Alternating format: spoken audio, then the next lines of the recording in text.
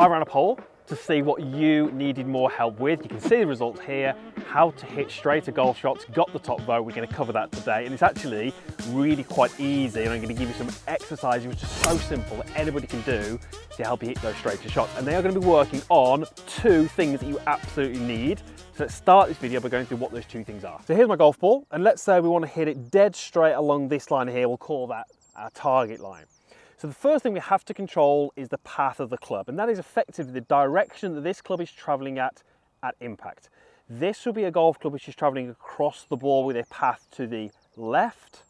This will be a golf club traveling across the ball with a path to the right.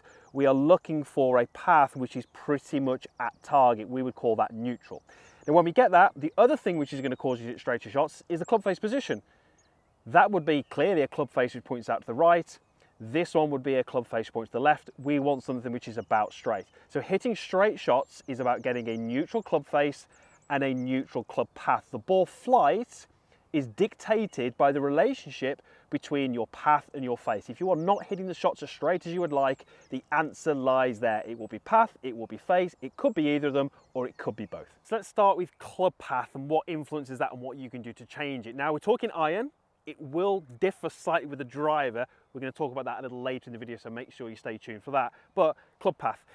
Why is it so difficult to hit straight shots? Well, it's because the club path is always changing. It's never a constant. There are no straight lines in the game of golf. If I could stand like this and have the club shaft vertical, I could have my club path always in the direction I'm swinging. Can't really play golf like that. We have to kind of stand to the side of the ball. And what that means is that the path of the club is constantly changing. And so most of you who don't have a neutral club path, that's an impact. Your club will be traveling directly at your target at some point in your golf swing, just not when it makes contact with the ball. So we can influence that. So basically, as I make contact with the ball later in my swing, so let's say over here, my club path is more likely to be left. If I contact the ball much earlier in my swing, let's say over here, my club path is more likely to be to the right. Now the majority of you watching this video who struggle with non-straight shots, it's because your path will be to the left, meaning you're hitting the ball too late in your arc. So think about this, this is so important. The club's relationship is far stronger to you than it is to the ball. So when is my club path going to be most likely to be at its most neutral? Well, it's going to be when it's in line with the middle of my body, about, okay? Not the ball.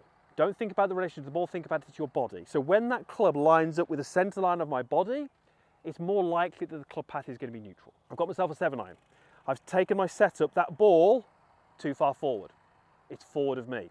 What about in the golf swing if I was to shift a bit onto my trail leg and stay there? Well, where's the center line of my body? It's over here. So there's a very, very good chance that when I make this golf swing, my club path is going to be nice and neutral here in the center line of my body, but that's not where the ball is. By the time my club gets to the ball, guess what's going to happen? Oh, what happens? Hoiked it left. Lost ball. Good job on using range balls. So my club path would have been nice and neutral at some point, but not when it hit the golf ball. So the first thing we're going to get you to do is make sure that your ball position is where it needs to be. Simply cannot overlook that. So with my 7-iron, I want the club head or the back of the ball to be about middle of my stance. And what's really important as you start to get better at golf, what we've said is that as we move the ball, it changes path. Therefore, you can have your own personalized individual ball position to help with your golf swing. My path tends to get a little bit too far out to the right, so I actually tend to set up with the ball fractionally further forward because I know that helps my path. So I'm starting to build my own golf swing based on my tendencies. There is no one size fits all, but we can have some really good guides. I want you to do a really simple drill. Take a club, place it across your shoulders, and you're going to make sure that when you turn, your right side moves behind you. And you're going to make sure that when you go through, you're pushing all your weight onto your lead side.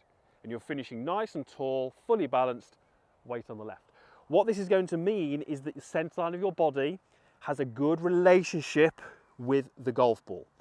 Setting up correctly like this is no good if we start to then shift and stay back, because now the ball is forward of me, my path's going to be out, or if we do the opposite and move forward. So if we can start to get the ball position correct and we can start working on right side behind me, pushing through to the finish, what we start to get is we start to get everything helping the club path. So on to face angle. Now this one is obviously super important. If you can start to control the face, you're going to really get some control over your golf ball. So let me take a setup, and you can see I've still got my alignment stick down there representing my target line, and I'm going to make sure I take enough time to get the club face aligned correctly at setup.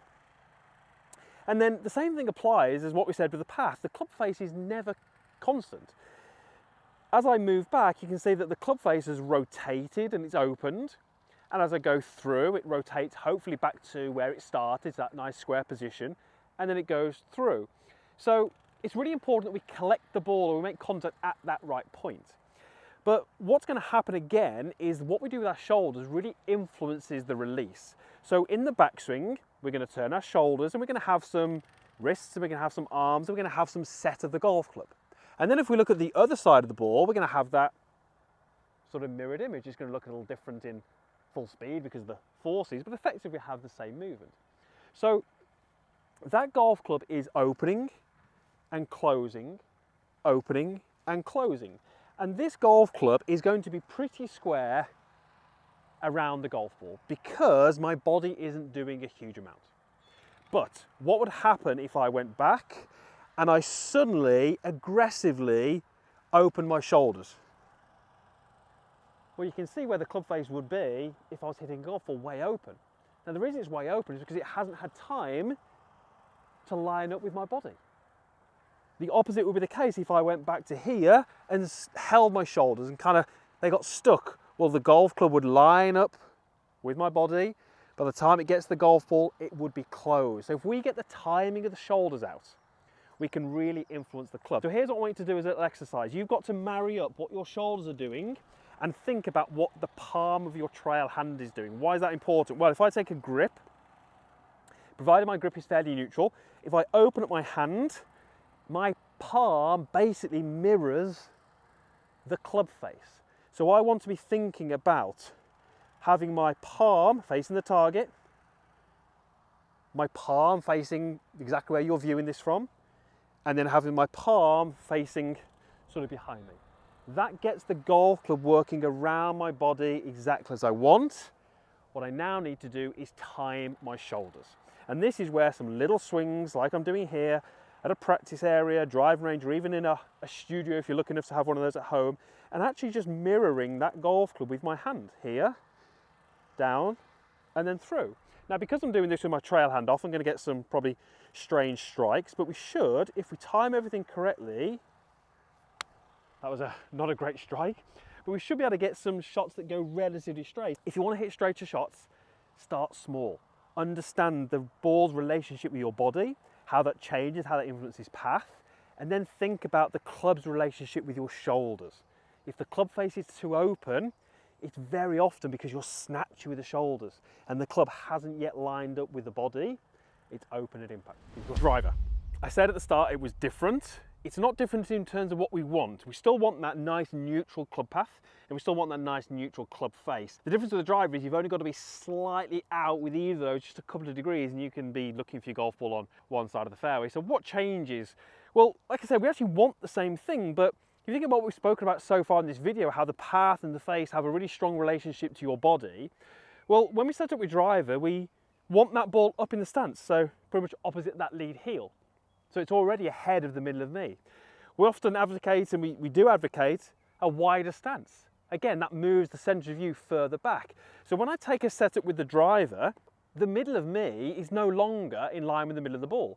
So based on what we've said so far, that would cause the club path to be more to the left. And it is. And that's why so many golfers will struggle with the driver. They'll hit that big slice or that big fade, yet you might be exactly that golfer who stands over the nine, you feel relatively confident. So why is that the case? It's to do with our setup and our ball position.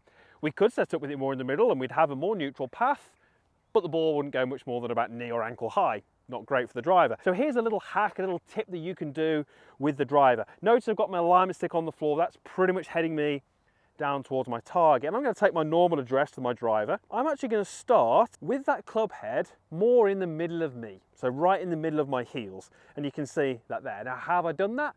I've done it with my shoulders. That's the key point. We're not doing it with the wrists. We actually take the shoulders and we rotate them away from the target and set the club. And you can see that's probably around about 2 club head widths back behind the golf ball.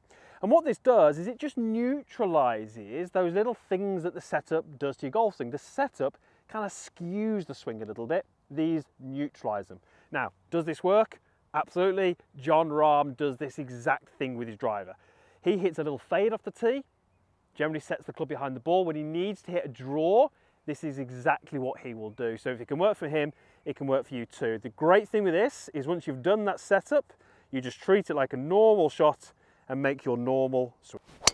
Dead straight down the fairway. So that's how you hit straighter golf shots with irons and with a big stick.